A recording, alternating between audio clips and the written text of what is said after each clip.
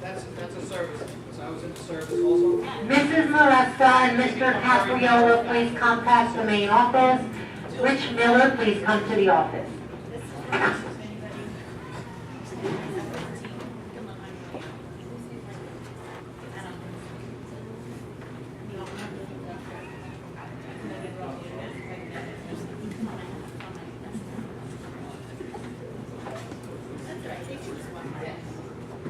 All right, anybody else?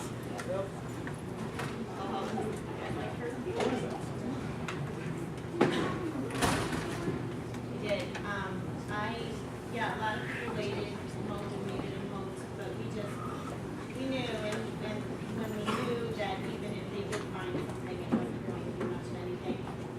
Brian thought he was from Viking Heritage, and a Viking service, they take the Viking's body, they put it on the ship, and they set it out to sea and set it on fire.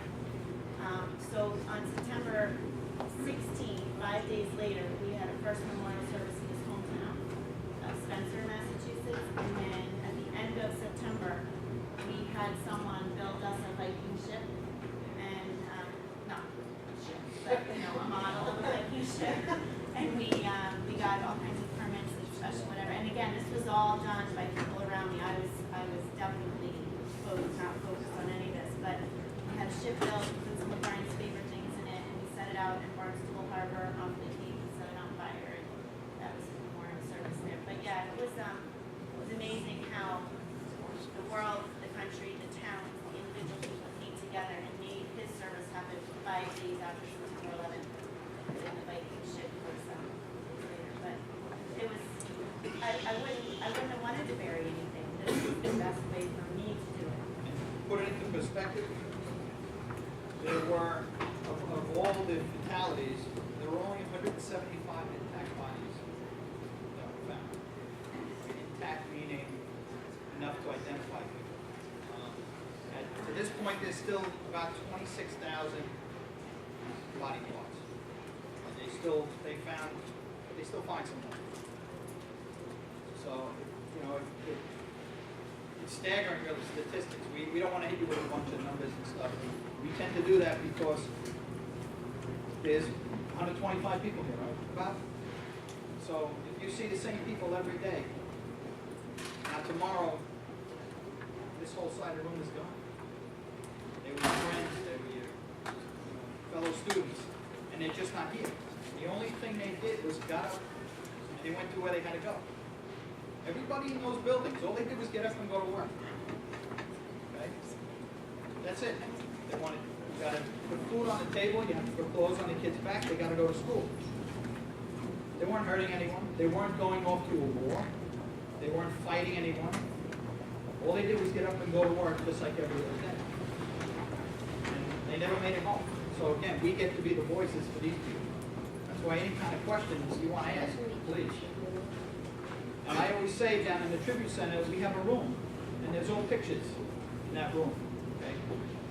4 walls, 3 of them are pictures, 1 of them has the list of names. And I tell everyone who comes in there, this wall here is all names. Okay? These are the people who died. Everyone has seen the video, everyone has seen it on TV, whatever. We know how they died. What you've got to look at is those other 3 walls are pictures that the family sent. Most of the people are smiling, they're having a good time. So what you want to take from here is not this wall with names on how they died. You want to take these 3 walls because this is how they lived. All right, much more important to be remembered how you live. And I tell people down here to take pictures. You can take a picture with me, that's fine, because a lot of people ask. I'm not going to smile at you. But when you go outside those doors, you take a deep breath. You go and you live your life. You do the best you can. And you smile when somebody takes your picture. Because the way that you want to be remembered is not a name on a piece of wood or on a stone. The way you want to be remembered is someone opening up an album or watching a video and you're laughing and having a good time. That's the way you want to be remembered. So you go out and you do the best you can every day. Enjoy your life. Because, again, there's no guarantees out there. Believe me. What happened to me, people say a miracle and they say, well, it just wasn't my time. That's what I believe. When it's your time, it's going to be your time. No matter if you slip and fall in the tub, I can still do that. Who knows? and go out and get hit by your train, whatever. When it's your time, no matter where you are, what you're doing.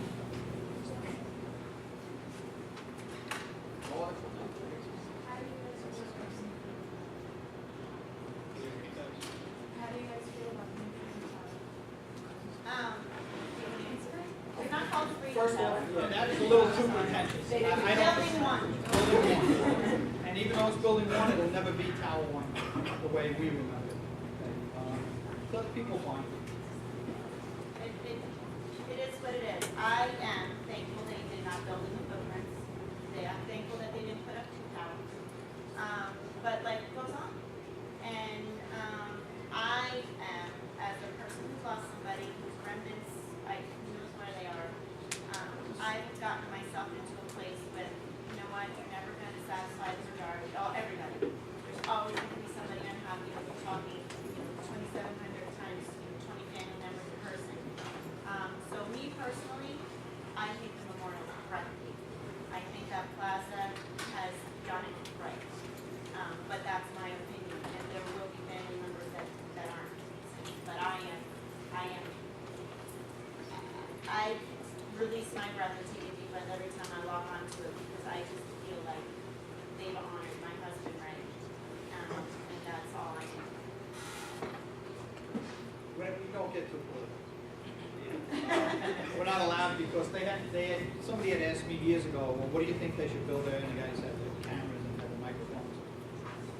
And I said, well, I think they should use the UN, which is on the east side, and make it condos so people can live and look at the river. And they should build a new UN down here. So it's right by the airports and the tunnels, you can easy. And then they said, build it high, and you put certain countries up really high. And of course, they don't want to hear that. It's right away. Don't ask me. You don't want me to give you an honest answer, don't ask me. I'm not going to suck up to anybody. Not at this point. You notice I don't wear a watch. My watch is in the museum. It stopped at about 10 to 9 after the cleaned it. I must have banged it on something. It's a little cheap. Walmart, $10 watch. And it still ticks, but the hands don't move. And that's in the museum. I don't worry about time. You guys got to worry about time. It's going like this. I don't worry about it.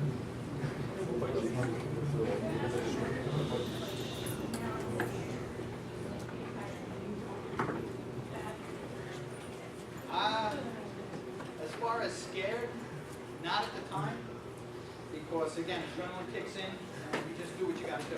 Get out of where you are. What scared me is now, when I go to get checked, I get checked every 9 months. Check my lungs, so far the lungs are good. They put a needle in my liver, do an enzyme count, I'm used to that now. I'm more scared to worry about if I'm going to get sick, because over 1,000 more people have passed away since then. Cancer, certain types of cancer. So as far as scared, that's the only thing I worry about, but as long as I know my kids are taken care of. We're only here for a short time. So again, you do the best you can while you're here. You can't dictate everything. And I went through a lot of therapy that they poured it on me, and I'm not a kind of therapy guy, believe me. I never took much of an aspirin before. And go to the doctors, no. Your life changes if you have kids, for sure. First off, my son will be 14. I don't remember a time that I never had kids. It's like they've always been a part of my life, even though for 40 years I didn't have it. So your priorities change. You start to worry about things that you never worried about. When you're young, you're invincible. Certain things happen. That's life. But again, you go with your beliefs. Whatever your beliefs are, that's what you got to go. That's what you put your faith in. And you live your life that way. You do the best you can.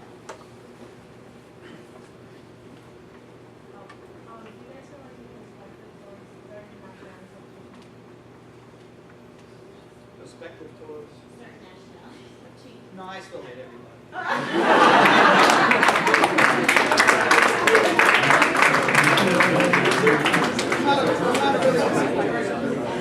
And where I'm from originally, especially New York City, you don't look people in the eye in the subway. So you grow up defensive. You grow up looking around, you knowing your whereabouts.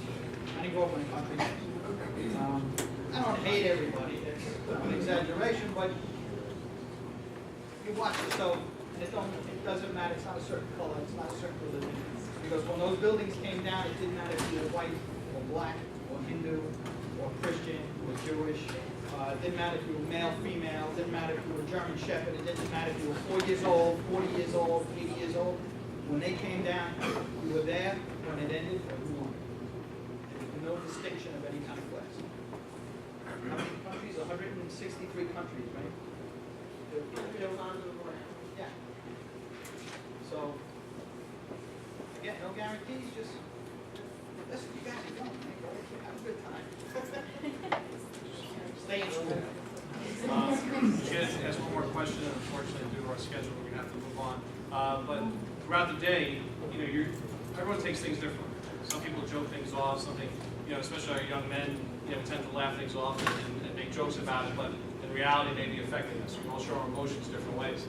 So throughout the day, you may be experiencing something, or remember things, or be related to a family member, or something along those lines. And that's when it's important for you to reach out to guidance, or reach out to a teacher or a staff member that you have a relationship with, because you don't want to do that stuff on your own. It's an important thing that I wanted to address today. But I just wanted to thank the presenters for coming today.